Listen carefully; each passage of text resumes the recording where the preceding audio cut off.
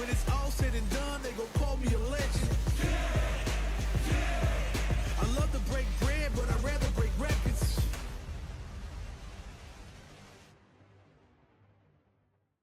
Salut à tous et bienvenue à vous sur ce guide débutant. Je me présente, je suis Aérine, je suis joueuse compétitive, streameuse et également créatrice de contenu sur Street Fighter 6. Et je vous ai fait ce guide afin de vous expliquer les bases du jeu, de vous accompagner et puis de vous donner des premiers axes de progression. J'espère en tout cas que ce guide vous plaira, qu'il vous aidera et puis que vous allez vous amuser sur le jeu. Sur ce, ne perdons pas plus de temps et commençons ce guide pour débutants. C'est parti!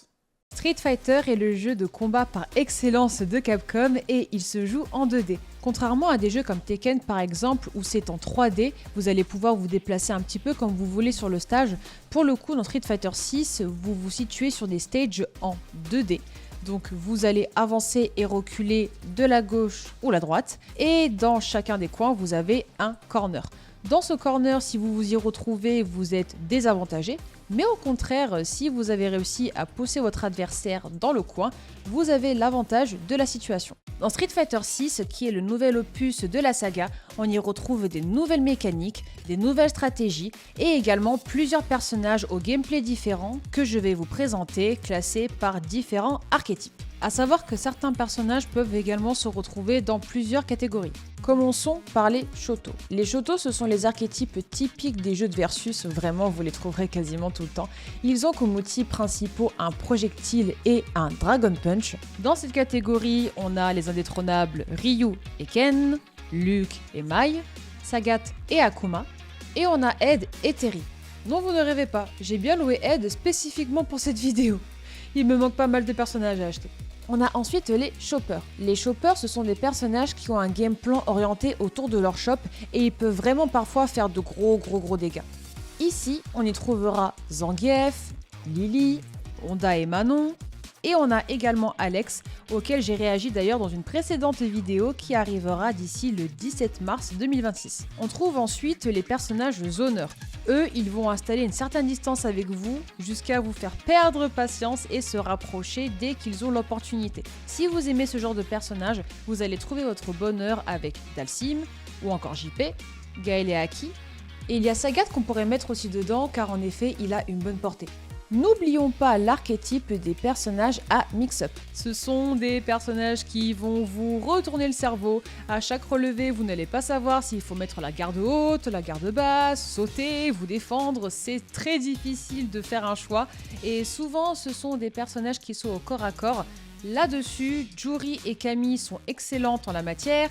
Kimberly et Blanca qui eux pour le coup mettent les nerfs à rude épreuve de pas mal de joueurs. DJ et Elena. Et Bison aussi qui est très fort en plus dans la méta actuelle. Et on finira avec les personnages dits uniques. Eux pour le coup leur gameplay est vraiment propre à eux, c'est difficile à décrire, ils cassent les codes du jeu et certains parmi eux n'ont même pas les outils fondamentaux de Street Fighter 6. Mais c'est pas très grave parce que derrière ils vont avoir d'autres outils que les personnages en face n'ont pas et qui sont vraiment très forts. Là-dedans vous trouverez des personnages comme Rachid et de nouveau Aki. Il y a Jamie aussi et Dalsim, Ed et Viper, ou encore DJ et Marisa. Commençons les bases du jeu avec les déplacements. On est en training stage avec Ryu, je prendrai le temps bien évidemment de switch de personnage de temps en temps pour vous montrer les différents outils. Vous pouvez voir sur le côté gauche l'affichage de mon exécution et juste en bas vous avez l'affichage des boutons sur lesquels j'appuie. Comme vous le savez dans Street 6, on se déplace de la gauche à la droite ou inversement, ça dépend de quel côté vous vous situez. Si vous voulez reculer, vous allez appuyer ou maintenir la direction arrière. Pour avancer ce sera avant. Et si vous êtes côté joueur 2, c'est la même chose dans le sens inverse. Vous avez une autre forme de déplacement, un peu plus rapide, qui s'appelle le dash. Vous pouvez dash avant ou dash arrière. Pour dash avant, vous faites 2 fois la direction avant dans un délai assez rapide. Pour dash arrière, c'est pareil, 2 fois arrière. Et comme toute manipulation directionnelle du jeu, côté joueur 2, c'est l'inverse. Vous pouvez aussi vous déplacer en sautant dans Street 6. Vous pouvez sauter en avant en faisant diagonale haute avant. Si vous faites diagonale haute arrière, ça vous fait sauter en arrière. Et si vous faites juste la direction haute, c'est un saut neutre. Voyons maintenant les différents outils des personnages. Chaque personnage a ce que l'on appelle des coups normaux. Ce sont des coups de poing et des coups de pied allant de léger à fort. Je vais vous les illustrer en français, mais sachez que la plupart du temps, vous les croiserez en anglais. Dans les coups normaux, vous avez donc le point léger, le point moyen, le point fort. Si vous maintenez la direction basse en même temps de votre coup, vous aurez également le bas point léger, bas point moyen, bas point fort.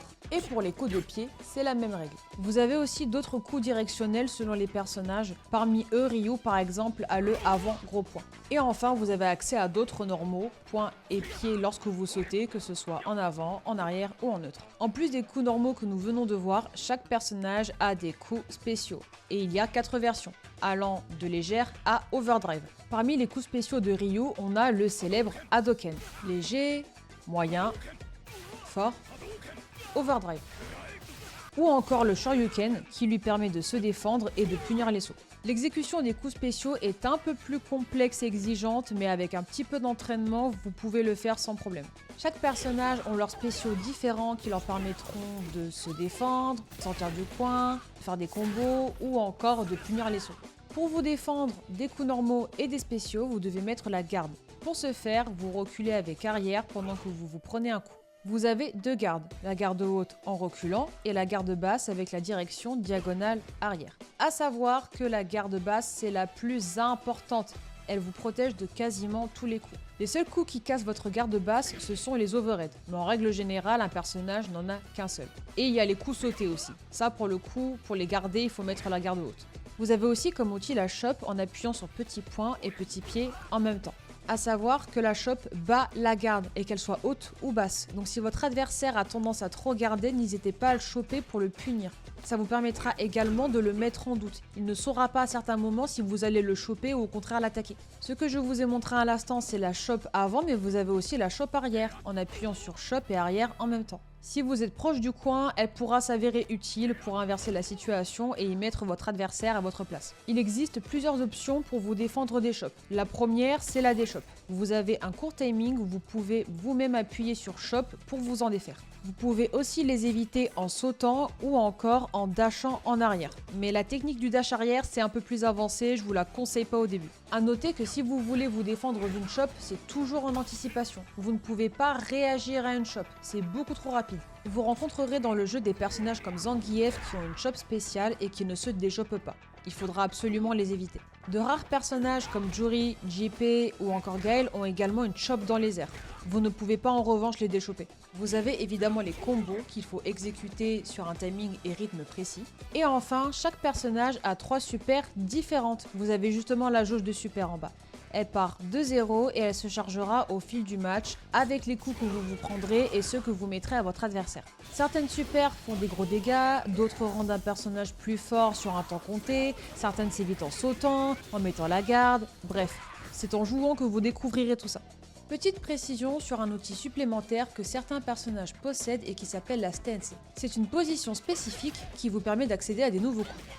Pour vous aider à choisir votre personnage, je vous recommande vivement d'aller faire les défis combos. Ils vous permettront d'avoir le feeling en main du personnage et son exécution. A savoir que les combos des défis ne sont absolument pas à retenir. Ce ne sont pas les combos optimisés du jeu. Personne les utilise en match. Donc ne vous embêtez pas à les apprendre par cœur. C'est juste pour avoir le feeling. Sachez également que si vous allez dans le mode training, que vous appuyez sur Start pour afficher le menu, puis que vous allez dans Liste des coups, vous aurez ici la liste complète des outils de votre personnage. Je vous recommande fortement de la consulter pour ne louper aucun outil. Et vous devrez choisir également votre mode d'exécution entre le mode classique, donc la façon dont on a toujours exécuté les coups dans les jeux de combat, et le mode moderne, qui lui, en échange d'un nerf de dégâts et de coups en moins, facilite l'exécution des combos et des coups spéciaux. Le choix entre le mode classique et moderne, j'en ferai l'objet d'une prochaine vidéo car c'est un sujet assez spécifique et ça dépend de plusieurs facteurs. Vous avez choisi votre personnage, abordons maintenant la gestion des ressources du jeu. En plus de la jauge de vie et de super dans Street 6, vous avez la jauge de drive qui est très importante. Vous la voyez juste en dessous de la barre de vie. La barre de drive, c'est en gros une barre d'endurance qui se vide en fonction de certains scénarios. Quand elle est vide, on se retrouve en burn-out. Le plus important dans le jeu, c'est de se retrouver en burn-out le moins possible, car vous avez un gros désavantage dans cette situation, et si vous êtes dans le coin, vous risquez de vous faire stun par cette mécanique que vous voyez à l'écran. Mais je vous en parlerai juste après. La barre de drive ne reste pas vide indéfiniment évidemment, elle va se recharger durant le round, mais ça prendra un certain temps. Passons aux mécaniques universelles du jeu. Tous les personnages les ont, et pour ceux qui veulent en savoir plus, je vous dirai à la fin de chacune combien de drive elle vous fait dépenser. Revenons d'abord sur la garde dont je vous parlais tout à l'heure, car elle vous fait perdre du drive. Plus le coup que vous prenez est fort, plus vous en perdrez. Un gros point vous fait perdre plus de drive qu'un petit point par exemple. Il y a aussi les coups spéciaux version overdrive, et ils portent très bien leur nom puisqu'ils vous font dépenser 2 barres de drive. En mécanique de jeu, vous avez d'abord le pari. C'est une mécanique qui vous permet de bloquer des coups sans perdre de barres de drive. Vous devez appuyer sur moyen point et moyen pied en même temps. Vous pouvez également perfect parry pour punir l'adversaire si vous le faites dans le bon timing et dans le bon sens. Selon le coup en garde, vous devrez donc parry et en même temps appuyer sur la garde haute ou basse. Un seul appui sur parry vous fait perdre une demi-barre et plus vous maintenez, plus vous perdez de drive. Ensuite, il y a le drive impact, également appelé DI. C'est un coup dit armor qui va d'abord absorber les coups de votre adversaire avant de le taper. Le DI absorbe 2 coups maximum. Si vous en prenez un troisième, ça le casse. La réponse la plus optimale si votre adversaire veut vous DI, c'est de le contrer par le vôtre. Vous avez un court timing où vous pouvez vous-même appuyer sur Drive Impact. C'est un petit temps de réaction à travailler en training.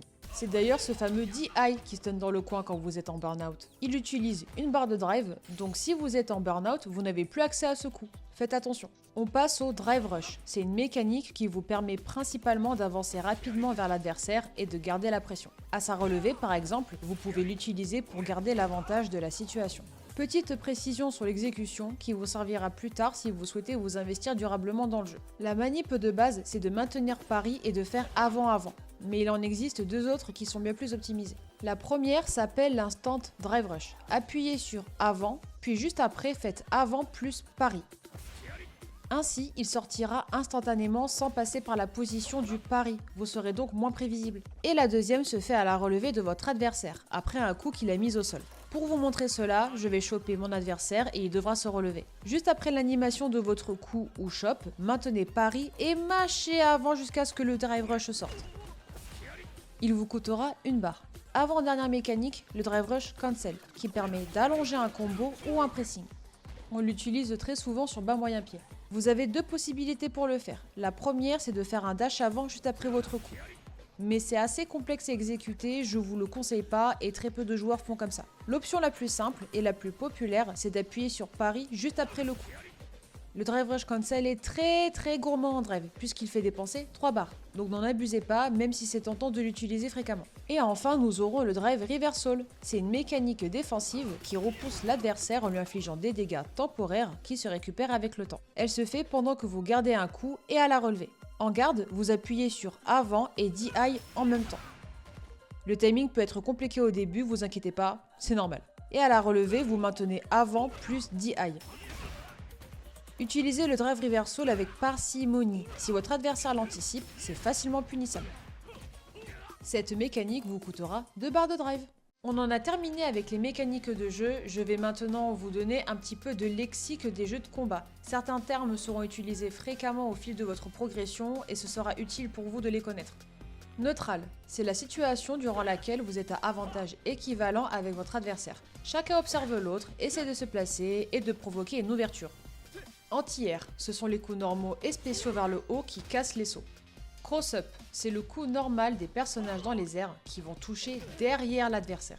Le pif, c'est un terme spécifique à la communauté française qui vient de Ken Bogard et qui signifie utiliser un coup spécial invincible pour se défendre, comme un Shoryuken Overdrive par exemple. Dans la FGC francophone, vous l'entendrez vraiment tout le temps. Il n'a cependant pas de traduction propre. En anglais, on utilisera plutôt le terme reversal.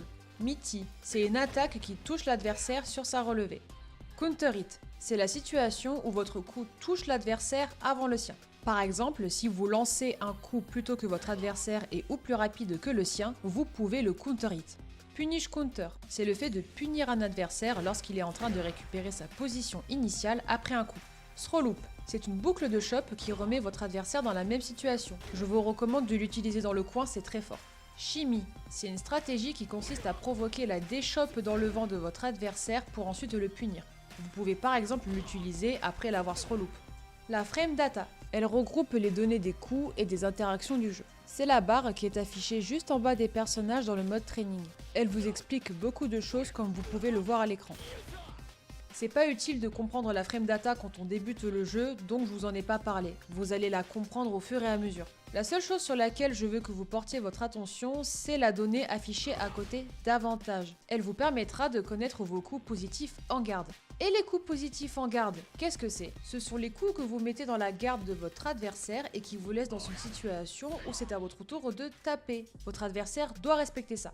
Vous avez choisi votre personnage, peut-être même fait quelques premiers matchs, il est temps maintenant de progresser. Je vais vous donner mes tips et entraînements qui vous permettront de rapidement monter. Je vais vous illustrer tout ça avec Aki qui est mon personnage. Pour les manipulations et la mémoire musculaire, n'oubliez pas que vous devez vous entraîner des deux côtés, joueur 1 et joueur 2. Apprenez le combo de base de votre perso, on appelle ça un BNB. Pour apprendre à bien exécuter votre combo, décomposez doucement et répétez l'enchaînement de vos boutons d'abord au ralenti. Vous devrez aller dans le menu, environnement et sur vitesse de jeu vous mettez 50%. Vous pouvez aussi dans Sparring Partner mettre la garde sur bloqué après le premier coup. Comme ça si vous loupez vos timings de combo, l'IA va garder. Ce sera plus simple que de juste regarder le nombre de hits sur le côté de l'écran. Et une fois que vous êtes à l'aise, vous pourrez répéter la même chose en vitesse normale pour avoir le bon rythme, avant de vous entraîner à le sortir en match. L'étape suivante sera d'enchaîner avec une level 3 quand vous voulez faire un max de dégâts et pourquoi pas apprendre un autre combo. Quand on débute avec les combos, on a tendance à spammer rapidement les boutons et je vous rassure c'est normal, mais privilégiez la précision. Respectez votre rythme et au fil du temps, votre mémoire musculaire se forgera. Ensuite, travaillez vos anti-airs. Les débutants sautent beaucoup, donc soyez plus fort que votre adversaire en restant au sol et en punissant ses sauts. Vous trouverez dans le menu du mode training un entraînement anti-air pour les débutants. Je vous conseille d'utiliser votre anti-air normal dans un premier temps. Les anti-airs spéciaux sont généralement plus forts, mais vous les apprendrez plus tard. Apprenez également à réagir au drive impact avec l'entraînement dédié dans ce même menu. C'est une mécanique dont les débutants ont également tendance à abuser, en revanche, rares sont ceux qui y réagissent, donc n'hésitez pas à tester votre adversaire. Il y a aussi l'exécution des super et des dragons que vous devrez absolument travailler, vous en aurez besoin pour vous défendre et sortir du coin. Ensuite, je veux que vous preniez l'habitude de garder votre avantage à la relevée de votre adversaire. Quand il est mis au sol, n'ayez surtout pas peur de vous rapprocher et de continuer l'offense. Parfois, il se défendra en piffant un dragon ou une super, donc adaptez-vous à sa façon de jouer, et au meilleur des cas, si jamais il en abuse, il se retrouvera en burn-out. Et enfin, ne négligez surtout pas la garde. Entraînez-vous à la mettre en match et privilégiez la garde basse. Comme vous le savez, vous avez aussi une garde haute, mais vous apprendrez au fil de votre expérience à la mettre quand c'est nécessaire. Ça vous fera déjà pas mal de choses à travailler et cette liste est composée de ce que j'ai moi-même appris à mes débuts sur le jeu. Vous apprendrez plus tard comment fonctionnent les coups positifs des personnages, à bas MK Drive Rush, à faire des chimies et plein d'autres mécaniques qui vous rendront de plus en plus fort. Pour jouer et vous entraîner, différents modes de jeu s'offrent à vous. L'amical vous permet d'affronter des adversaires de tout niveau. Vous pouvez aussi créer des salons de combat publics ou privés pour jouer avec vos amis. Vous pourrez aussi aller dans le Battle Hub qui est un grand lieu de rencontre. Vous vous y déplacez avec votre avatar et vous pourrez affronter les joueurs sur les différentes bornes disponibles. Et la ranked est le mode de jeu avec classement allant de l'Elo Rookie à Legend. N'ayez pas peur de la ranked d'ailleurs et n'hésitez pas à y aller le plus tôt possible. N'attendez pas de vous estimer bon pour pouvoir y jouer. Si je vous en parle, c'est parce que moi-même, le fait d'avoir lancé la ranked directement, ça m'a beaucoup aidé. Le mode de jeu étant assez exigeant, j'ai progressé rapidement. Et surtout, ça m'a retiré la pression de la ranked dès le départ. Il y a beaucoup de joueurs en ranked qui stressent, qui se mettent la pression et ça les empêche de progresser durablement. En parlant de progression durable, la fonction de replay sur Street 6 est aussi indispensable. Allez dans le menu du jeu, CFN, puis Replay et cliquez sur le match souhaité. Vous pouvez voir la frame data de votre match, mettre pause, avancer, revenir en arrière, mais ce qui est génial dans les replays, c'est que vous pouvez prendre le contrôle du joueur 1 ou du joueur 2. Comme ça, vous pourrez comprendre les erreurs que vous avez faites dans vos précédents matchs et tester des nouvelles réponses. Si la curiosité est un vilain défaut, ce n'est pas le cas sur Street 6. Soyez curieux. Allez regarder régulièrement des matchs de joueurs de top niveau qui jouent votre personnage. Vous pourrez vous en inspirer. Vous avez aussi comme site Super Combo Wiki que je vous recommande de garder de côté. Vous y trouverez des combos, la frame data et des solutions sur les divers match-ups. Pour jouer dans de bonnes conditions, n'oubliez pas d'activer la réduction de l'input lag dans le menu du jeu. Je vous conseille aussi pour la ranked et l'amicale de régler la connexion des adversaires sur 4 et 5 et de confirmer l'adversaire plutôt que de lancer vos matchs automatiquement. D'ailleurs, en parlant de connexion, la connexion internet sur Street c'est fondamental et d'ailleurs dans même tous les jeux de combat. Ça se joue à la frame près. Donc si jamais à un moment vous avez votre connexion qui freeze, vous pouvez rater votre match et perdre parce que vous avez un combo qui n'est pas passé. Donc ayez une bonne connexion à internet, mais ce qui compte surtout c'est de vous câbler. Branchez-vous en câble Ethernet et ainsi normalement vous serez certain d'avoir une connexion stable pour pouvoir jouer.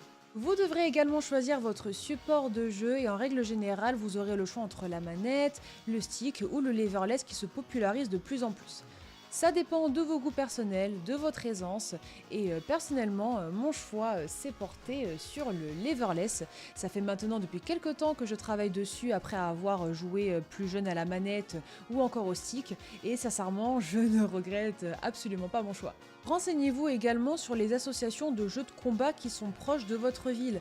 Plusieurs villes et régions ont leurs associations de versus qui organisent régulièrement des tournois offline.